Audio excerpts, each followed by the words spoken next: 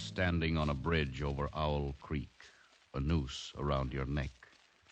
You have but a few seconds left to live, a few seconds left to plan your escape.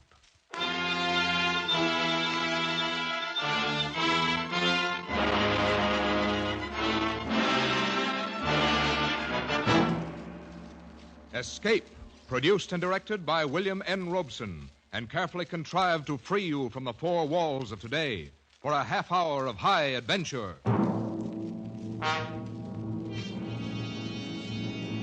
Tonight, we escape to the war between the states and a muddy stream in Alabama as we recall one of the great short stories in American literature, An Occurrence at Owl Creek Bridge by Ambrose Bierce.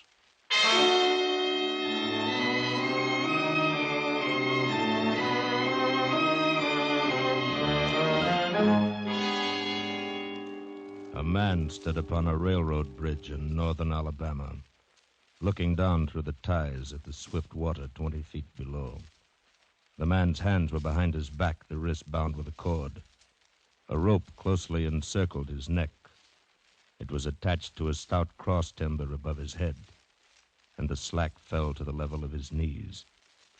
He watched a piece of dancing driftwood racing down the current beneath his feet. He thought, if I could just free my hands, I might throw off this noose and dive into the creek. If I swam underwater, I'd be safe from their bullets.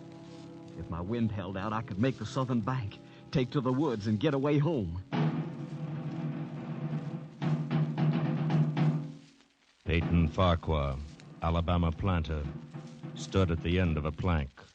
A captain of the Union Army and a sergeant stood at the other end.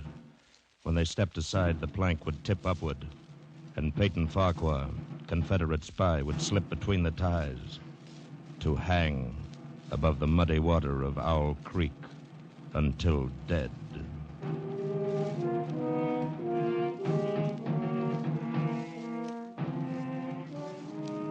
Even in this far outpost of Sherman's march to the sea, the formalities of death are observed by these men who are most familiar with him. The captain's company is drawn stiffly at attention along the tracks on the northern side of the bridge. The lieutenant stands erect on the bank of the stream, the point of his bared saber scraping the gravel on the roadbed. Peyton Farquhar is being ushered into the Confederate beyond with every Union amenity.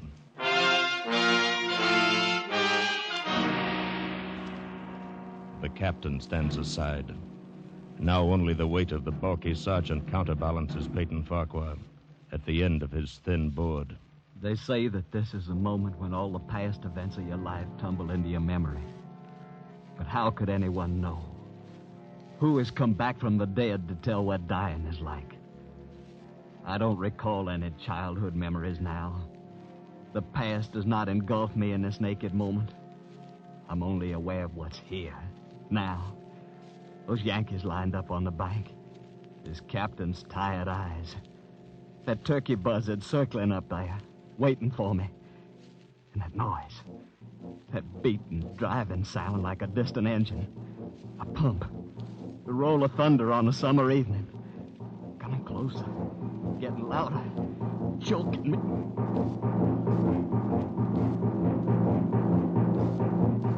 It's your heart, of course, that you hear, stepping up its cadence, pounding under the forced draft of fear. Now you see nothing, remember nothing, sense nothing, but this strangling, suffocating beat of your own heart, throbbing its final protest. You stand there, erect. The work is nearly at an end now. The captain draws his sword, flourishes it to a carry, sings out a command. Company! Parade! Rest!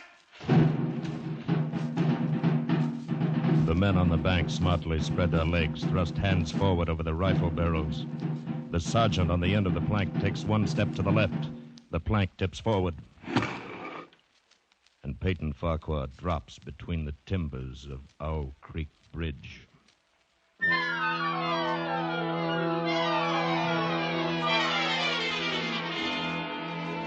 It takes longer to tell it. As you drop downward, you lose consciousness. You are as one already dead. Then you awaken sharply in pain to feel, not to think, just to feel. The cutting pressure on your throat, the agonies of pulsating fire shooting from your neck downward. To feel the fullness, the congestion, the head bursting with suffocation. Distantly, beyond, outside of yourself, you hear a splash. Remotely, you sense cool, wet, green darkness. The rope has broken. You have fallen into the stream.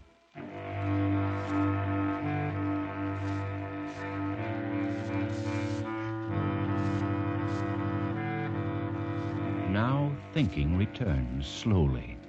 You know for the moment you are safe from drowning because the rope around your neck tightly keeps the water from your lungs. Then I shall die hanging at the bottom of a river. And that's absurd. If I can get my hands free. I must get my hands free. Come, Peyton. They can't lick you. Try again. Once more. Good boy, the rope's given. Again. Try once more. That does it, my boy. Now, the rope around your neck. You must breathe when you come to the surface. You must breathe quickly. For if they haven't hanged you and they fail to drown you, you can't let them shoot you. Loosen that rope around your neck. You must get it loose. Now.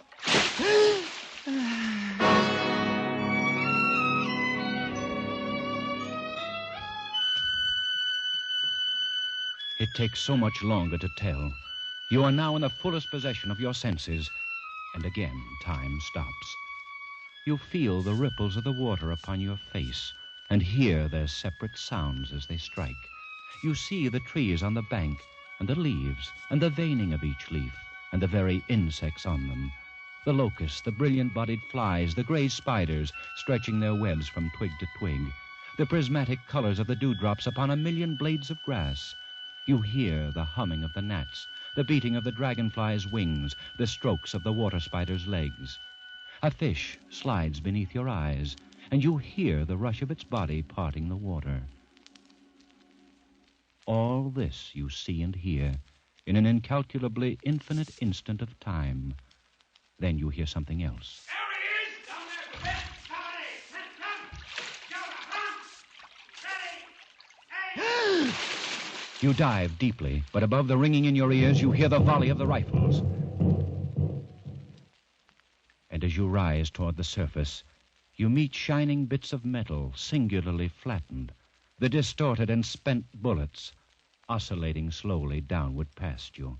One catches in your collar, and it feels uncomfortably warm. You snatch it out, and this gray piece of Yankee lead reminds you of the gray uniform of the soldier who was responsible for you being here. You recall that it was only night before last when the soldier had ridden up the driveway as you and your wife sat under the magnolia trees in the cool twilight. Good evening, sir. Good evening, Corporal. Wonder if I might trouble you for a glass of water, sir. Why, of course, Don't disturb yourself, Peyton. I'll go fetch it. You're most kind, ma'am. If you'll just indicate the well... Nonsense. You just sit a spell with my husband. You look as if you could do with some rest. Yes, ma'am. Reckon I could. I'll be back in a jiffy. Thank you, ma'am. Whose command are you with, Corporal? Colonel Tolliver, sir. 13th, North Carolina. We get so little news down here. How are things going at the front? Not good, sir. The Yankees are getting ready for another advance. They're repairing the railroad. Got it in shape almost to Owl Creek Bridge. And they got an outpost there. Once they can run the trains beyond the bridge, there's nothing to stop them between here and Atlanta. Then why hasn't the bridge been destroyed? The military couldn't get near it. A civilian might. Owl Creek Bridge. That's not far from here, is it? Less than 20 miles. You say they have an outpost there. On which side? T'other side. Nothing on this side but a couple of pickets, half-mile out on the railroad. And a single sentinel at this end of the bridge. And that bridge is important? Sure is. What if it were destroyed? Hold up the Yankees for several weeks. Suppose a man, a civilian like myself, should elude the picket post and get the better of the sentinel. What could he accomplish? Well, I was there a week ago, just before we had to pull out. There's a heap of driftwood come down in last winter's flood and caught on the trestle at this end. Looked mighty dry and tendery to me. I see. A fellow with enough gumption might get through and set fire to it.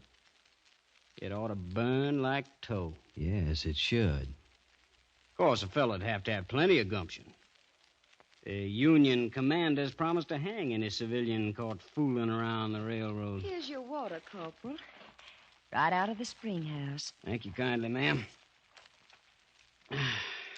My, it's cool and nice. And here's a smidgen of cornbread. I thought you might be hungry. I'm mighty grateful, ma'am. It's ladies like you that keeps the South together and fighting these days. My, what a nice compliment. It certainly is. Well, I reckon I better hit the leather. I got a lot of riding ahead of me tonight.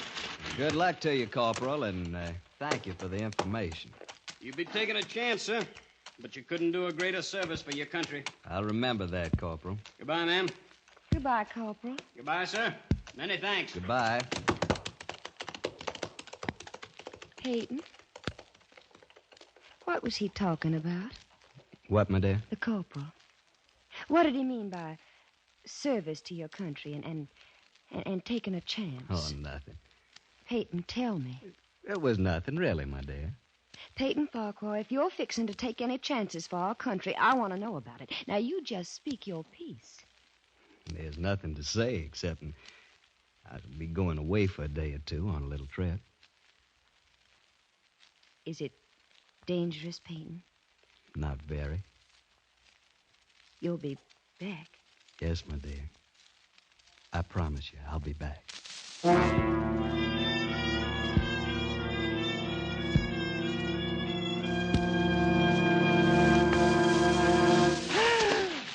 You break the surface of Owl Creek for a second time.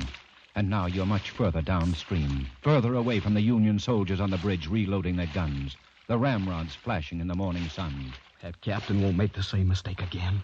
He'll order them to fire at will. Heaven help me, I cannot dodge him. Another more terrible sound, cannon. They've trained a cannon on you. And close. Next time I'll use a charge of grape. Rifles and grape covering the water from bank to bank. I'm done for then. Then something seemed to grab you, and you're whirled round and round, spinning like a waterlogged top. You're caught in a vortex, a whirlpool. The water, the banks, the distant bridge, the soldiers become indistinct blurs. And again, you're helpless. You feel dizzy and sick to your stomach. Just as you felt last night when you crept up the bank toward the lone sentinel on the south end of the bridge and discovered that the sentinel was not alone. There he is, boys. Grab him. Got him, Sergeant. Ah, well, Mr. Peyton Farquhar, we've been expecting you. How did you know my we name got was... ways. But look here, I'm a civilian. I was Save just... your breath and thank your maker we didn't shoot you in the back. We don't do things that way up north. You'll get a trial, everything fair and square. Bring him along, man. The whirlpool spins faster and faster. A sharp piece of driftwood tears at your coat. The churning brown water chokes you. You know there is nothing you can do. As you had known it last night, when they shoved you into a tent near the bridge to face the infantry captain with the tired eyes. Here he is, sir. Right on schedule. Good work, Sergeant. Is this the man, Lieutenant? That's him. What? You're the corporal who stopped at my plantation last night. That's right, Mr. Farquhar. But I'm not with the 13th North Carolina Volunteers. Mr. Farquhar, this is Lieutenant Saltonstall, intelligence officer, 5th Massachusetts Regulars. You've trapped me. You deliberately led me into a trap. I'm a civilian and a planter. Yes, and also a Southern patriot, caught in the act of espionage. You can't prove it. We don't have to. This is the most despicable, the most... This proves once more that honor is a stranger in the North. I'm too tired to listen to a recital of the code of a Southern gentleman, Mr. Farquhar. I'm afraid the distinction between your ethics and my lack of them would escape me this evening. But why have you done this? Why have you deliberately trapped me? The best way to eliminate civilian resistance is to lure it into the open. You fell for the bait. Too bad. Now, look here. It's my constitutional right Which Constitution? The Constitution of the United States or Jeff Davis's? You insulting Yankees. Remember your manners, sir. I demand a trial. You've just had it. Post a guard over him, Sergeant. Yes, sir. We'll hang him in the morning.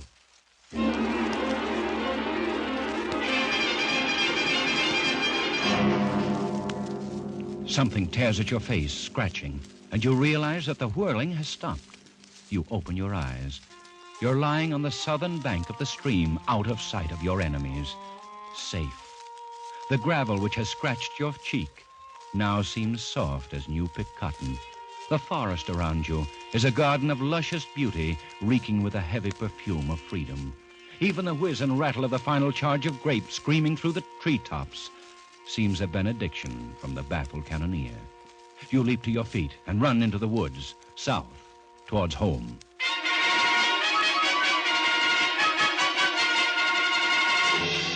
Your neck is swollen and throbbing with pain. You carry it cocked toward your left shoulder as you push through the matted brush. All morning you tear your way through the undergrowth. Your jacket is tattered and your face crisscrossed with bloody scratches from the brambles. Every few moments you stop. You stop to listen for the sound of dogs, but all you hear is the sleepy buzz of the forest. And the blood throbbing through your heated brain brings another thought, which is an insult. No dogs. You are not even important enough to the Yankees for dogs.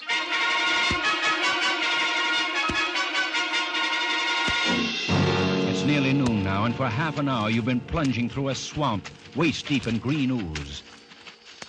Your neck hurts constantly. Your head throbs and your tongue is thick. It tastes like brown cotton. Gnats swarm before your eyes, catching in your eyelids. Mosquitoes buzz in your ears, drill deep in your hands and swollen neck. You cannot go any longer. You slow down. You stop. You reach toward a palmetto root for support, and it slithers from your grasp and slides softly into the water. Water moccasin. Fear finds you at last. Terror, which stood aloof when you fled the executioner's bullets, now embraces you with clammy unction. A water moccasin, the deadly cottonmouth. Now each branch and root seems to writhe under your glance. The swamp is undulating with certain death. You plunge on through the dark, stinking ooze, on and on, tripping, stumbling, never stopping, for terror rides your back, flogging you with a whiplash of fear.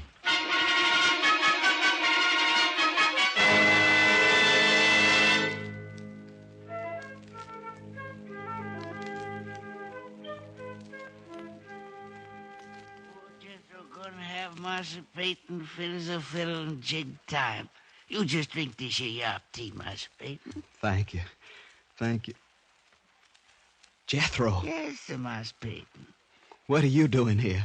I live here. You live... Where am I? What happened? I was paddling my dugout home through the swamp with a mess of catfish. I sees you lying out there on the bank in front of my cabin. Jethro, I heard... I thought you were dead. Of course you thought Jethro was dead. You knew he had consumption when you sold him. You knew he couldn't last long, and he wasn't earning his keep. His wife and his daughter had carried on some at first, but after a while they calmed down. And last you'd heard, Jethro was dead. You thought I was dead, Master Peyton? Why, sir, don't you know what's happened to me? I'm free. I'm free at last. So, news travels fast. Even in the middle of this backwoods swamp, this lonely black has heard of Abe Lincoln's traitorous Emancipation Proclamation. And they believe it with the faith of children. Yes, sir, I'm free. I expect pretty soon my woman, my little gal, come along and join me. Yes, of course they will, Jethro. Hi, is they, Master Peyton? Is they well? Yes, indeed, they're both fine. Your daughter's growing into a young beauty. Miss Farquhar's brought her into the kitchen, beginning to train her for the house. Well, what do you think of that? Mm-hmm. And my woman, she still sings pretty? Yes, Jethro. Sundays at meeting time, we can hear all the way up to the big house. That woman's voice is prettier than all the angels. Jethro, I don't know how to say this, but I really was sorry about having to sell you. But there wasn't anything else. I understand, Master Peyton. Don't pay it no mind. I done forgive you long ago. Yeah, I have. Sure. Don't the Lord tell us to forgive those who trespass against us? Don't the Lord promise us we shall be free? Don't you worry none about my Peyton. Here now, quiet that spot. Quiet, chicken, quiet you. Must have heard Razorback in the brush. No, sirree. Look, Miss Peyton. There's a horse coming down the road. A horse? Look there. Soldier. One of our soldiers, Corporal, look like. Jethro, you got to hide me. Why's I got to hide you, Miss Peyton? Don't ask so many questions, you insolent... Miss Peyton, you forget, I'm free now. Well, then, as an old friend of mine, please don't ask any questions. Just hide me. Don't tell that soldier anything. Well, sure. I reckon I can do that for an old friend, Miss Peyton. Here. You get down under this here bed. That's it. Put the covers over the side. There you are. Snug as a tick in a rabbit's ear. Remember, don't tell him anything. Have you come this far just to be turned in by a wool-gathering black who talks crazy? If Jethro knew this gray-clad corporal was really a Union lieutenant, he'd guarantee his freedom by turning you in. Even so, he bears you a big enough grudge to turn you in anyway. Unless, of course, he's planning to dispose of you himself. Yes, that's it. That's why he talks so silly about the Lord and forgiveness. He's going to do you in himself. Well, if you run into him, don't tell him I was looking for him. Yes, I remember not telling. Just keep minding your own business, Uncle. You live longer. Get up there. Yes, sir, I sure will. You can come out now, Miss Peyton. I declare I don't understand none of this. You says not tell him you're here. He says not tell you he's been here. What's this all about, Miss Peyton? Oh, it's nothing, Jethro. Nothing. I owe the man some money. I'm not ready to pay it yet. Oh, I see. I wouldn't know about that. Money's something never bothered me like it bothers some. Money and me's always been strangers. What's he mean by that? Money's never bothered me like it's bothered some. What's he picking up that knife for? Jethro, what are you going to do with that knife? Hmm? Oh, I was just fixing to slit up some of them catfish you got in the dugout. Look like you could do with a little food, Miss Peyton. Oh, no, thank you, Jethro. I really got to be on my way. I want to get home by sundown if I can. Sure wouldn't be no bother to cut up a couple of calves. No, thank you, old friend. If you'll just tell me which way I should go to get home. Huh? Well, I don't rightly know, Miss Peyton. I reckon from the way the sun's reclining, be down the road that way. Quite a tolerable piece. Yeah, that should be about right. I never been back, you know. I never tried to go back since I've been free. Yes, I know. But I reckon it won't be long till my woman, my little gal, comes here to me. Of course. If you get back, Master Peyton, if when you see him, you tell him I'm here waiting for him, you hear? Yeah, I'll do that, Jethro. I'll do that. You get away from there fast, the shells of the road crunching under your muddy boots. That grinning savage standing in the doorway of the shack, the knife in his hands. And each moment until the road bends and cuts off the cabin from view, you fear he'll come after you, the knife poised to plunge in your back, to pay you for the thrust you gave him when you sent him away to die. But he's still standing, grinning foolishly and waving as you turn the bend. Now you feel safe, but only for a moment. Then you hear a sound. The sound of a horse. It must be the corporal in gray from the 5th Massachusetts Regulars. He's coming back down the road, searching for you, hounding you, coming to take you back to Owl Creek Bridge, back to a rope that won't break under your weight. You walk faster and faster, and always the sound is there, growing louder and louder. And you run as fast as you can down the Shell Road, which stretches clear to the horizon between the green walls of scrubby pines. How long have you been running down this endless road? It's dark now. Is it night? Or has the blood trapped in your head by the suffocating rope at last burst into your congested eyeballs and blinded you? Will it next pour from your swollen and bruised neck into your brain, stopping all sensation, instantly bringing to a welcome end this day of agony and flight? Ridiculous fantasies of fatigue and fear. You can see the darkness is the black of a sudden summer storm. That lightning flash clearly shows the white road ahead and the black silhouettes of trees along the sides. And since you're sure that you can see, the other senses return. You hear the rumble of the thunder. You feel the insupportable ache of your straining lungs, the leaden weight of your tired feet. And now the patter of rain, first washing the stinging sweat from your scratched and bitten face, now pounding harder, flowing down across your hatless head, matting your hair, slowing your headlong gait to a dog trot. Another flash of lightning directly overhead. For an instant, you see the soldiers of Owl Creek Bridge standing at the side of the road, rifles leveled, their eyes boring down the sights, aiming at your heart. Again, you're running, and the rain has turned to hail. Pellets as big as hominy beat down on you, pound your swollen, bruised neck, hammer at your countless cuts. Again, the lightning. And on the other side of the road, the gray-clad corporal sits astride his horse waiting for you. No! No, you can't get me now! No! This bolt of lightning strikes a tree ahead of you, and in the white blinding light stands Jethro, black and grinning, knife raised in the air. No! No, Jethro! Forgive me! Forgive me! He's gone. And now you see dangling from each tree along the road a noose swinging in the wind. Wherever you turn, wherever you look, a noose waiting for you. A noose which wriggles like a water moccasin.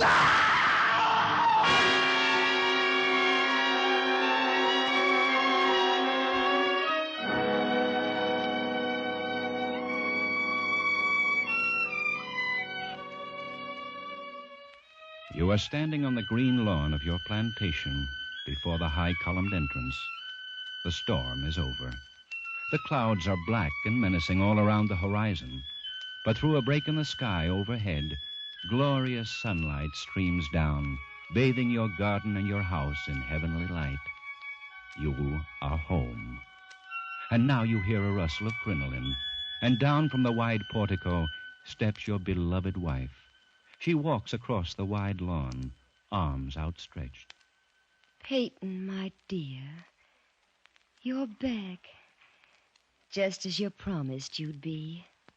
For this moment, you have endured the agonies of this day. And were those agonies multiplied 1,000 times, they would be small price for the benison of this breast, the sanctuary of these arms, the security of these lips. You step forward to fold your wife in your embrace. The rope stretched tight, sang like a bowstring. Peyton Farquhar was dead. His body, with a broken neck, swung gently from side to side beneath the timbers of Owl Creek Bridge.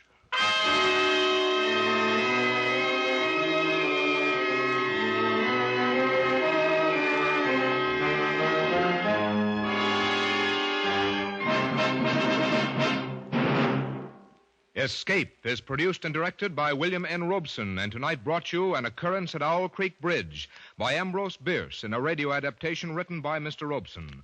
The part of Peyton Farquhar was played by Harry Bartell. The narrators were Bill Conrad and Bill Johnstone. Jethro was played by Louis Van Rooten. The special musical score was conceived and conducted by Cy Feuer. Next week,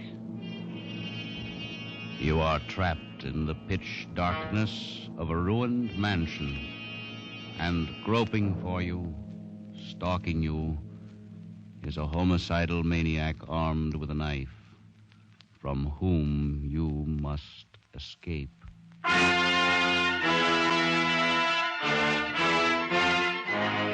Next week, we escape with Joseph Hergesheimer's gripping story, Wild Oranges.